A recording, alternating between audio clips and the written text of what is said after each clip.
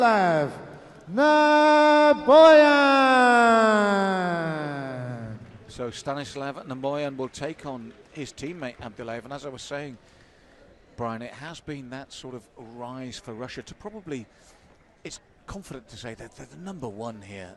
It's the team to beat. I think Bahrain are ranked number one, but one thing that's happened over the 2 years that Russia have sent teams over, first year was last year, then they did the Euros, then they entered this year. As you can see, this means something to Russia. They want that flag to fly above all others. You see it in all other tournaments, World Cups, Olympics. You see that happening, and Russia have recognized this is the spot where they can put a spotlight on their young athletes and prove, once again, like they always like to prove, that they are the top in this sport. Now, you, myself, and Dean have been privileged to cover the most recent IMAF events, and we can't speak highly of them enough, but what we've seen is also the evolution of the Russian fighter. We know their ground game, we know their wrestling, we know the way they can stifle you, but it's the beautiful way they use the upright game, either to win it outright or as an incredible setup.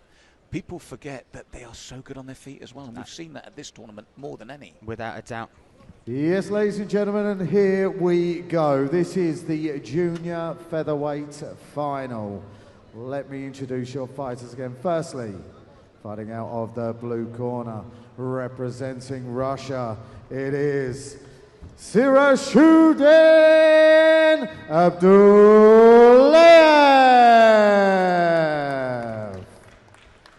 And to face him over in the red corner, also representing Russia, it is Stanislav Naboyan. With your referee, Mr. Sharif Bapu from India. So an all-Russian final. Abdulayev in the blue corner, Naboyan in the red. Mutual respect now, but at the end of the day, only one man can take gold. And it'll be interesting to see how they start this. As I said, I've watched them, as we all have throughout the rounds, and they're very comfortable and confident in the pocket, standing up. I'm not just talking about doing an upright game, I'm talking about staying in the pocket with you and forcing a mistake before they decide to go downstairs. Absolutely. We've got Stanislav in the red corner taking on Sirajudin in the blue. And Sirajudin mixed it up so nicely, and you can see he is the longer, the taller, the rangier fighter. And sometimes it's learning how to use your weapons. This is about your evolution as an individual, as a martial artist within the cage. And for me, Sirajudin really looked very complete yesterday, and it's going to be a tough ask for Stanislav to get through those long limbs and see what he can do against his compadre. As you said, I like the lateral movement of Sirajudin. I like the way he moves. As I said, and again, we talk about the wrestling pedigree, effortless head kicks, great straight boxing, but also when they see a slip, they can switch that level immediately. They're not caught in that game of it's upright, it's not boxing. Immediately when they see the opportunity, that immediately sees the level change. That's what I love about them most. And what they do, the Russians so well, is lure an opponent from another country into thinking it's going to be a nice stand-up game, especially some of the European teams, and then suddenly you're on your back. And this is the thing here. But as you rightly said, Sirajudin, his movement is superb at the moment in this opening round. Very long, very rangy, but they're both throwing big shots already. This is the other thing. You always wonder about the feeling out process between teammates, and they are going absolutely for it in this final. And Sirajudin we talked about that level change, immediately went for the single leg, just when you thought they were both happily in that routine. Well, that's the thing. The adjective I keep using is instinctive, that it's just innate in them. It really is just part of their upbringing, part of their DNA, this wrestling. When that gap opens, they have no stifling between it. They drop, they change levels, they look for a takedown. And as I said, despite the fact that I felt this has been the most flamboyant Russian team in stylistically, they also know when to shut out don't they? They are clever fighters. This is a tournament, and they have an excellent tournament style, and sometimes you'll see this. This was a big position yesterday for Abdulayev, Sirajudin Abdulayev. He takes that back, he stays out of trouble, he avoids damage, but what he's doing, he's eating up that clock, he's earning the points in the eyes of the judges, and also he's making his opponent take all of his weight and work hard. Yes, Stanislav is doing exactly that, having to work just to stay in this first round. That's the problem. Looking to turn inside now. That's exactly what he needs to do. That posting arm, though. Abdulayev stepping over. See if he pulls him away. What he'll try and do is turn his back off the cage and onto the mat. But look how he grabs the ankle. Now switches into side control. Now steps over. Look at this. It's just move after move, constantly progressing. And again, he postures up. He drives the knee into the thigh, forcing Nabayan to move again, and even when you look, there's no respite. But what he has now is the position where he can be efficient. So rather than go for the high energy move of trying to drag his opponent down, what he does is he switched to the safer position, a position where Nabayan is still working, he's still using that posting arm, he's still trying to get back to his feet. But Nabayan, for me, was negated in that opening round. If you're looking from a judge's perspective, for me, that would be the blue corner. Just for that, as you said, that level of control. Your opponent's still working, but it's you controlling where he's working and how he's working. And also positioning yourself in a point where you are on the attack, whereas pure defense there you saw from Nabayan. He had to stop the takedown or try and get back to his feet, and there we see some of the exchanges. I mean, that's just good upright boxing and kickboxing, any way you want to look at it. But what they add to the game, as we said, is the instinctive, the term you used, which I think is dead right, Brian, the instinctive level changes when it's needed. It is the fully rounded package. Nabayan, you wonder what he's got to do in this second round, because upright Abdulayev looks so comfortable. And then it was him initiating the takedown. Without a doubt, and I think it is a case of you've got to engage, you've got to go first, you've got to try and get on that top position, because what we've seen from Abdulayev is he will work to the back so well. He will push you up against the cage, chain those wrestling takedowns together, and then put himself in that back position. So for you, if you're in the Nabayan's corner, you say, yeah, let's engage in a little stand-up, but let's not get in the pattern. Look for that opportunity earlier. Oh, look at that, though. Brian, that's the problem you're up against, is that effortless roundhouse to the face as well. And look at the way he puts those combinations together. Oh, that's lovely, though. That is what you were looking for. If you're in the corner of Nabayan, that sort of reaction is exactly right. But look at that, equally defense and turning it around. Now it's back to Nabayan on the defensive. Yeah, look for that little reap, Abdulayev. But that was the right tactic from Nabayan. That's what we were asking for. That's what we were saying. But it's so difficult when you're against a man that can read that, like Abdulayev. And look at Abdulayev, he just seems so big and so strong for this weight class in particular. Yesterday he really did bully his opponent, and today his teammate is feeling the weight of that huge upper torso. For this weight division, he is massive. And I like what you said as well, though, is the fact that he does the technique but still plays safe. He's not in danger, he keeps himself. Yes. Exactly that, he gets that body lock clinch. The legs are open if you want to drop down. He can work on this, but he stays efficient. He makes Nabayan carry his weight. Even that little transition over, just jumping, that is really good riding of the opponent. And as you said, makes him carry his weight, makes him work consistently, and all the time you're in no trouble whatsoever, but you're controlling the round, you're telling the judges which way to go.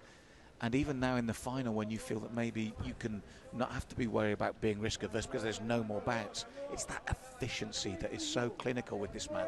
And that's a key to mixed martial arts in itself, finding a place where you can rest and make your opponent work. You can see a little grimace there. He's actually underneath there. Nabayan's locked up that Kimura grip. More looking to turn. You can see there, he's trying to force that out. Can't quite see from that angle. Now he's let it go now, but once again, just resets, stays heavy on the back. Now he'll switch his weight, he'll move his weight up the upper, onto his, right under his shoulders, make him carry him. And even those knees to the back of the thigh, right at the top. It's work, and there's no gap, there's no space where you're not feeling either his pressure or a shot coming in. Very, very intelligent fighting. And that's what's impressed me about the Russian team overall. They can look so stylish, but the substance is there as well. They don't sacrifice that efficiency, that pragmatic nature, and yet at the same time they show, yeah, we can do this. And I really enjoy watching this modern Russian team. Now, I'm lucky enough to be able to travel and see a lot of the Russian talent coming through from grassroots all the way up to the very top level in that country. And I've got to say, as soon as I heard that the Russians were really putting together not just a federation, but a process, a program to try and identify their best athletes to put on a platform like this in the IMAF tournament, I knew that it would be very, very quick that they would start locking up those gold medals and being the force of nature in this tournament. Well, you talk about locking up a gold medal. So far, Abdulayev is locking up this gold medal, Brian, with maximum efficiency and minimum effort, and that's no disrespect to his opponent. It's his game plan is working virtually to perfection. Without a doubt to perfection, but also this has been his style throughout the tournament. Every single opponent has faced exactly the same game plan, the same man, the same model, but no one has been able to do anything about it. That is the beauty of his style. And just misses with that back fist. And we saw here that his timing, his movement, his level change, and then his total dominance when he gets the back. It's scary, really, to make it look so effortless. Unless Naboin he's world class. He's here for a reason. He's in the final for a reason. And for Abdulayev so far to have made it look like this, to be able to dominate like this. And do you know what I also love is such a contrast to our other totally dominant champion, Mohamed Mokaev, in the way that his character reacted, his dominance in a way was so flamboyant. This man is all business. He's bought his briefcase, he's opened it, he's taken out his sandwiches. He's going to work, exactly that. But he's also doing it under this bright spotlight. So in the way that Mohamed Mokaev uses that energy and works off the crowd and almost baits the crowd and the opponent, this guy really uses that spotlight to focus and really get the job done, and equally as impressive. And as Brian said, Naboin is a top-level competitor, and he's doing very little wrong. He's just against a man that's reading everything so well. And this wrestling, it's the way you change it together. If he makes contact with you, it's more than likely you're going to end up in this position at round 1, 2, and 3. If you were to add up the minutes he's been on the back, dropping these knees, that's the majority of the fight so far. And you can't explain, Brian, can you, just how tiring it is for you to try and prevent that, then get away from that and move from that. And Naboin has found that, like everyone else, that touchy-feely aspect where he moves with you. Every single movement you make, he's there with you. Oh, he reacts totally. He's almost like sand on your body or water running over it. As soon as he feels there's a gap or you're trying to make a gap, he'll fill it. And we've seen it so often. It's one of the conversations we have many times when you see other nations come and face the Russian team, the Bahraini team, the Kazakhstan team, which are very strong wrestling. There's a moment in the fight where you see a difference in their eyes, where they've never felt wrestling like this. And for this young man to be doing it, not just on the world stage, not just in the final, but against another Russian who is also an elite grappler, that really does show the level Abdulayev is at. Yes, it's been a controlling performance, as I said, in contrast to Mokaev, but no less impressive from this young man. And he's actually upped the pace in this third round as well, Brian. I had the feeling that 2 rounds to the good, he might stay where he was, but no, the transitions, the movement, he's actually taking it to another level again in this third round. He's done that exactly, and again, Naboin looking for this Kimura grip. You can see there, Abdulayev gripping his own thigh, trying to stop that, but again he just pops it out, and once again there he is, bearing his chest on the back of Naboin, and happily watching the clock tick down. It's a phenomenal start. It's a crazy, it might not be everyone's favourite to watch, but it really is a thing of beauty to be able to grapple at this level against another grappler, out-grapple another grappler. It's for like the purists sat at home going, wow, isn't it? They're going, oh, look at that, look at this, and again he's doing it again. Look, Brian. Naboin there trying to roll out, but as soon as he does, now he's in on the single. Such pressure, and he's also, Abdulayev has fought at his pace. This entire fight has been fought on his terms, so he's not tired. When that scramble happens, he's got more in the gas tank. Well, that's the thing as well, Brian. He's going for the big finish here as well, but there's not a mark on him. And that is something to say, since these young men have fought 3 times previously before they've even entered the cage here to compete for this world title. Wow. So as Brian Lacey says, we feel a total shutout once again in this final. Sirajudin Abdulayev in dominant form, and it's been so good to see at bantamweight and featherweight top men operating at the same level but in a different way for the same result. This is the beauty of seeing these hundreds of athletes come together, all with their own styles, all their own backgrounds, all coming from different parts of the world. But what we do know consistently when we see a Russian flag enter the cage is you better be practicing your wrestling, you better have that game on, because these young men and women are phenomenal. But like we said about Mokaev, Abdulayev, you look at his upright game as well. We've got someone pretty special in that cage who we feel almost certainly will be taking this gold medal.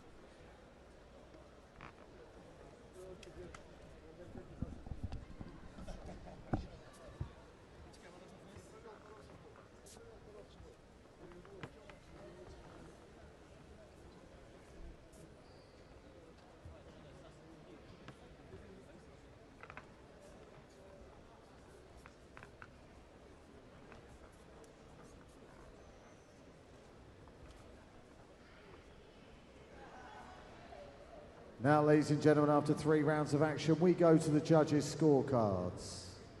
All 3 judges score the contest 30 points to 27 points in favour of, and now the IMF WAMA 2019 Junior Featherweight Champion of the World, the blue corner from Russia, Sirajudin Abdulаев.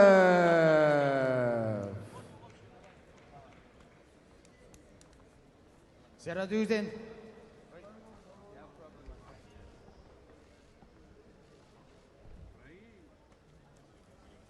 Sirajudin Abdulаев, congratulations. A fantastic performance, not just today, but throughout the tournament. The first time we've seen any emotion from you is when you roared when your hand was risen. Just describe what this means, not just to win the title, but the first gold medal for Russia at these